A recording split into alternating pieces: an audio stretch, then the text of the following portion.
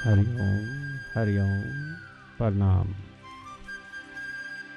सेवा कैसे होती है और सेवा पूजा तुल्य है। ये जो बांसल परिवार ने प्रोग्राम कराया है उस श्रद्धा से कराया है जैसे पूजा करते हैं। तो ईश्वर बांसल जी अपना अनुभव बताएं कि आपको इस पद्धति से कैसे फायदा हुआ, आपका क्या अनुभव रहा। 1 साल पहले जिस टाइम मेरे को बवासीर था तो मैं गुप्ता जी के पास गया। इन्होंने मेरे को अपना पूरा प्रोग्राम दिया कि तुम ये शुरू कर दो। तो बवासीर जब भी डॉक्टर के पास जाते हैं ऑपरेशन करना पड़ेगा जी, ऑपरेशन करना पड़ेगा। 1 महीना घर चारपाई पे लेटे रहो। उसके बाद जी मैं गुप्ता जी के साथ घर जाके, इनके पहले मधुर में रहते थे, वहाँ पे लगातार 1 हफ्ते में 5 दिन जाता था। मैं सारा पूछ के जितना खाने पीने का सिस्टम सारा मैंने पूरा शुरू कर दिया एकदम। मेरे पूरा शरीर एकदम सफ़ेद रहता था पहले। अब मैं जब से मैं पूरा प्रोग्राम इनका करता हूँ, कोई मतलब बवासीर पता नहीं कहाँ चला गया अपने आप। कोई ऑपरेशन नहीं, कोई दवाई नहीं, बिल्कुल भी आज कोई बवासीर नहीं है मेरे को। कोई भी शरीर में बीमारी हो अगर मतलब हम लोग ये करते हैं तो कोई भी बीमारी नहीं रहेगी। बवासीर का मैंने पूरे 1 महीना 1-1.5 महीने के बाद में बवासीर ही नहीं रहा, कहाँ गया कुछ भी नहीं पता था। और उसके बाद में मैं 1 साल से अब पूरा ही खाने पीने का प्रोग्राम सारा गुप्ता जी का जो सिस्टम है सारा पूरा करता हूँ। कोई भी दवाई लेने का मतलब नहीं किसी भी चीज़ का। पहले मतलब सारे शरीर में सफेदी आई रहती थी, कुछ भी नहीं है, तुम्हारे सामने खड़ा देख लो। अब उसके बाद मतलब अब ये करने से कोई बीमारी है, कोई दवाई लेने का मतलब ही नहीं है। आप चमड़ी पे साबुन लगा शैम्पू लगाते हैं? नहीं जी, मतलब साबुन तेल बिल्कुल नहीं लगाना शरीर पे, ये गुप्ता जी का ही बताया हुआ तरीका है। एक मोटा बेसन आता है, आप बेसन जरा सा लगा लो साबुन की जगह, उसको जरूरत नहीं साबुन तेल लगाने की। तेल तो आपके अंदर से आएगा, जितना शरीर को तेल चाहिए वो आएगा। आप लोग साबुन लगा लेते हैं, उसके ऊपर मिट्टी लग जाएगी, वो तेल आना बंद हो जाएगा। तेल तो तुमने बंद किया आने से अंदर का। आप बेसन लगा के नहाए मतलब ही नहीं तेल लगा। तो अपने जितना तेल चाहिए तुम्हारे सामने देख लो ना, ये तेल कभी लगाया 1 साल हुए हम लोग साबुन तेल लगाए, कोई जरूरत नहीं लगाने की। थोड़ा मोटा बेसन लगाओ शरीर पे, ठीक हो जाएगा। धन्यवाद। आपको अच्छा लग रहा है, आप दूसरों में परिवर्तन लेकर आएं। जब हमारी सोच दूसरों के प्रति अच्छी होती है तो हमारा अच्छा अपने आप हो जाता है। देख पराई चौपड़ी ना तरसाए जी, रूखी सूखी खाए के ठंडा पानी पी।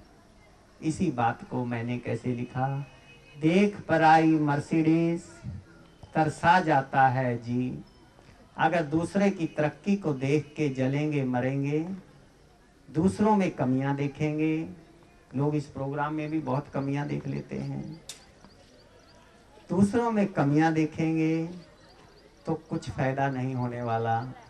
देख पर आई मर्सिडीज तरसा जाता है जी, पूरी परांठी के साथ भी खा लेते हैं घी। फिर हाय हाय करते हैं, क्या करेंगे मेरे गुरु स्वामीनाथन जी। गीता के 17वें अध्याय के 8वें श्लोक में भगवान कहते हैं, आयु सत्व बल आरोग्य सुख परिति विवर्धना रस्य स्निग्धा स्थिर हृदय आहारा सात्विक प्रिय। जो सात्विक भोजन होता है, आयु वो बढ़ने वाला होता है। आयु सत्व सात्विक बल को बढ़ाने वाला होता है। बल भी 2 तरह का होता है, सात्विक बल, राजसिक बल और तामसिक बल। किसी दूसरे के हित के लिए बल का प्रयोग सात्विक बल है, किसी दूसरे को नुकसान पहुंचाने के लिए अहित के लिए तामसिक बल है।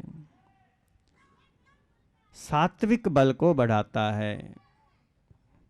आयु सत्व बल आरोग्य आरोग्य प्रदान करता है, सुख देता है,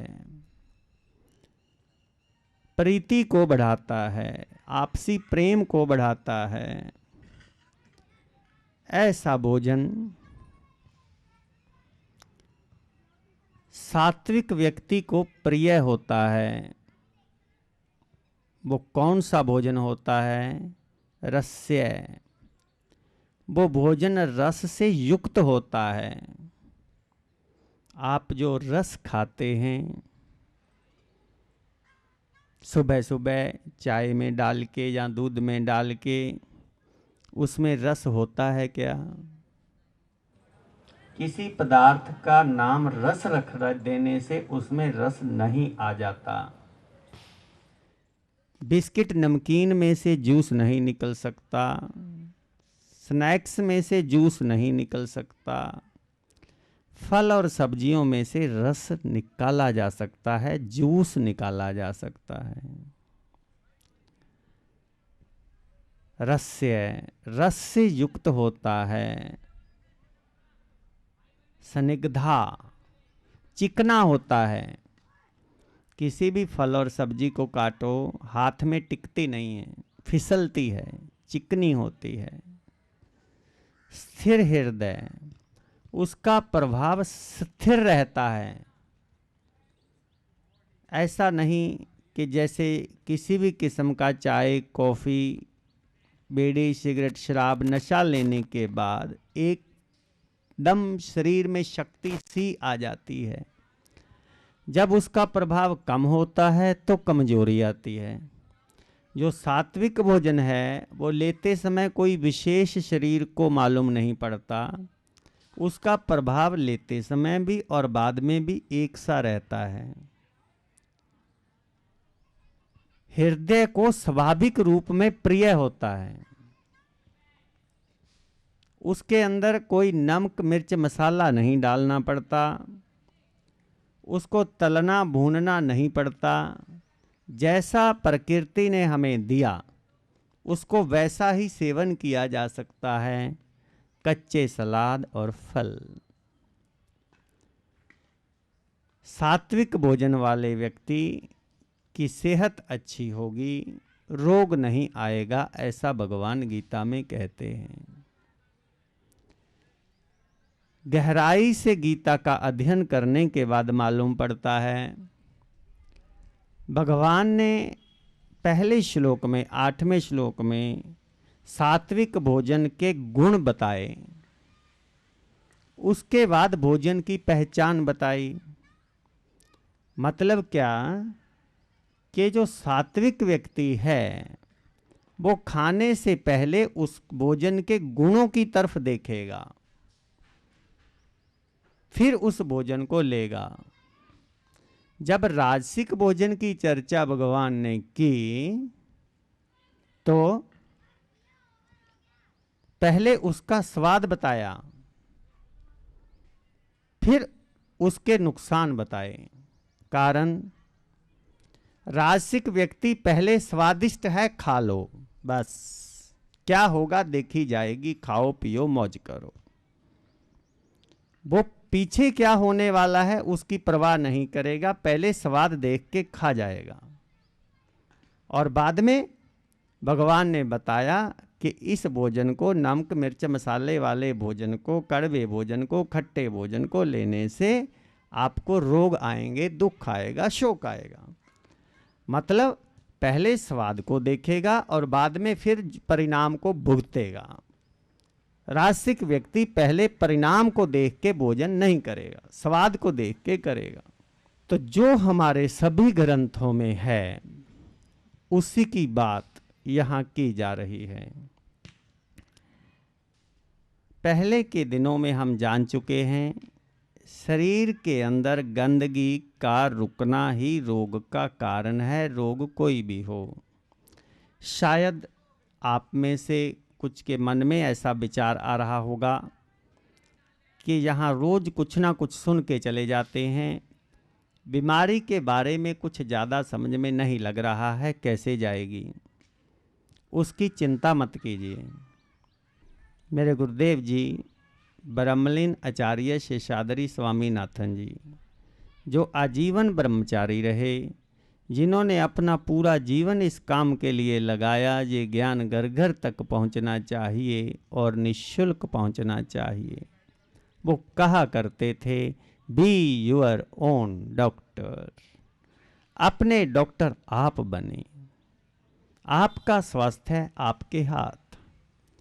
तो आप जहाँ से 7वें दिन इस विश्वास के साथ जाएंगे कि हम अपने शरीर को खुद संभाल सकते हैं और हम अपने डॉक्टर आप बन गए हैं, किसी किस्म का मन में संशय मत रखिए।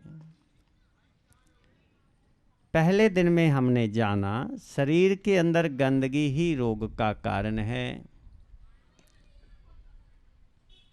नज़ला जुकाम उल्टी दस्त बुखार बीच बीच में 2-3 महीने बाद आते हैं। अगर हम उसको अंदर ना दबाएं, उसको बिना दवाई के ठीक कर लें तो शरीर की सफाई हो जाती है, बॉडी डिटॉक्सिफाइड हो जाती है। यही रोग है। इसी रोग को हम अपने जन्म के साथ लेकर आए थे। इसको अंदर दबाने की वजह से हम आधुनिक रोगों से ग्रस्त हो गए।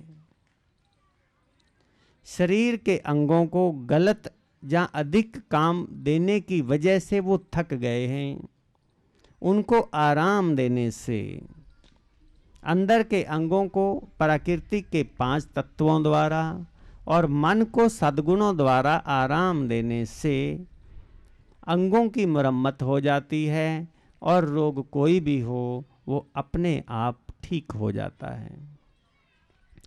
अब यहाँ पर एक बात पकड़ने वाली है। मैंने कहा शरीर के आंतरिक अंगों को आराम दीजिए और मन को सद्गुणों द्वारा आराम दीजिए। आज हम सद्गुणों द्वारा, मन को सद्गुणों द्वारा कैसे आराम देना है, जरा इसके ऊपर बात कर लेते हैं।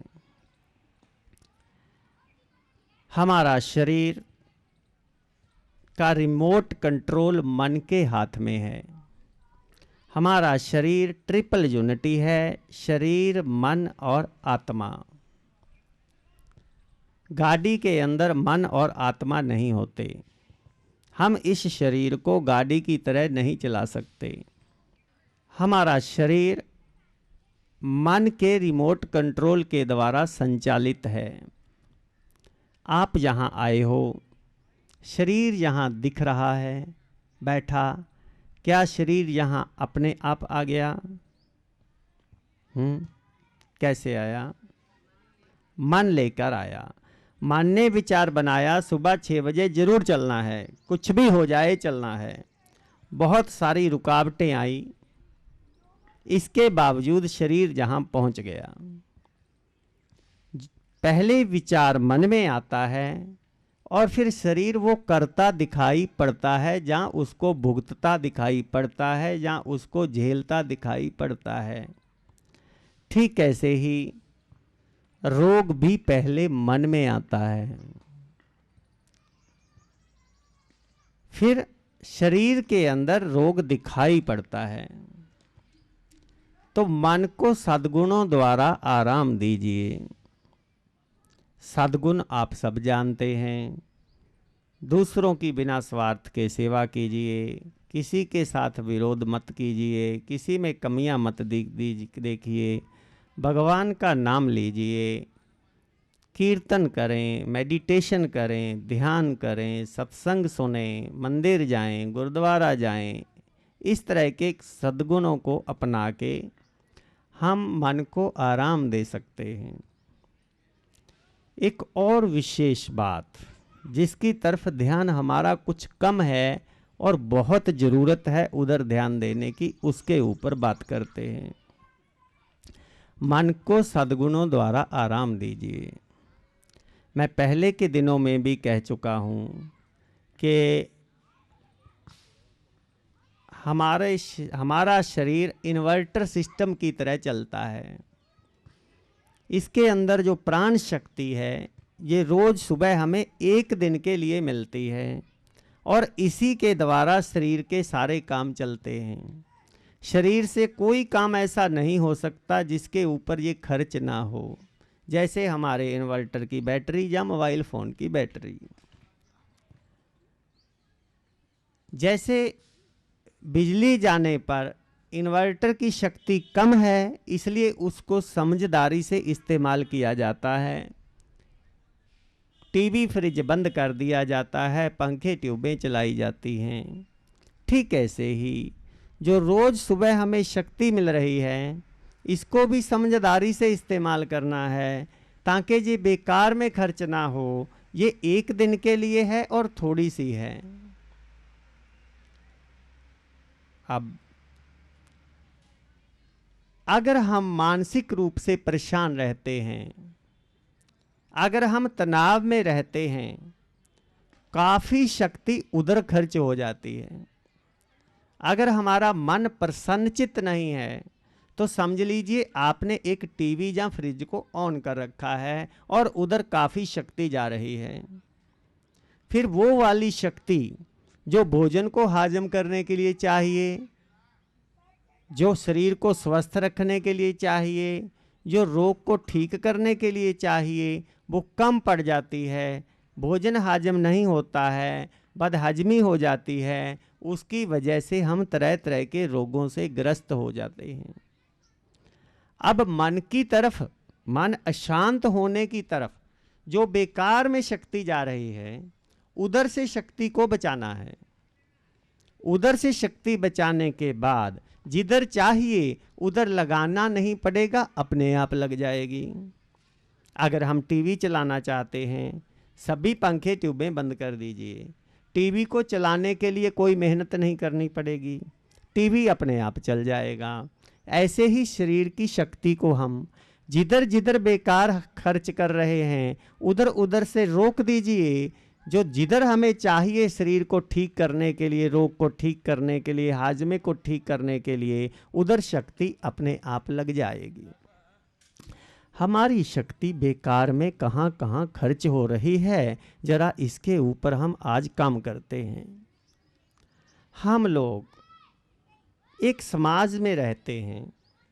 मनुष्य जंगली प्राणी नहीं है, मानव सामाजिक प्राणी है। हम अपने परिवार में रहते हैं।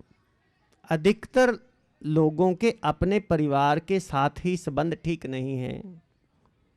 अपने परिवार में ही जो घर में 2, 4, 5, 7 लोग हैं, किसी की पति पत्नी की नहीं बनती, भाई भाई की नहीं बनती, सास बहू की नहीं बनती, देवरानी जेठानी की नहीं बनती।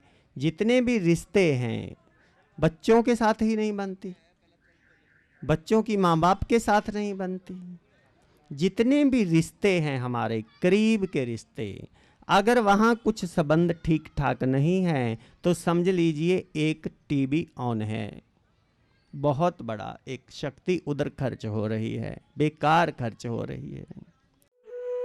अधिक जानकारी के लिए हमारे पुस्तकों इत्यादि का अध्ययन करें एवं परामर्श हेतु प्रत्येक रविवार प्रातः 7 बजे से 10 बजे तक हमारी निशुल्क कक्षा में भाग लें। निशुल्क शिविरों के आयोजन करवाने हेतु एवं अन्य सामग्री, पेट की पट्टी, DVD, MP3, enema, spinal bath tub इत्यादि के लिए संपर्क करें। हमारा पता है natural lifestyle, H32/22, sector 3, Rohini, near विश्राम चौक, दिल्ली 110085। हमारे फोन नंबर हैं 01127510771, 099537222272।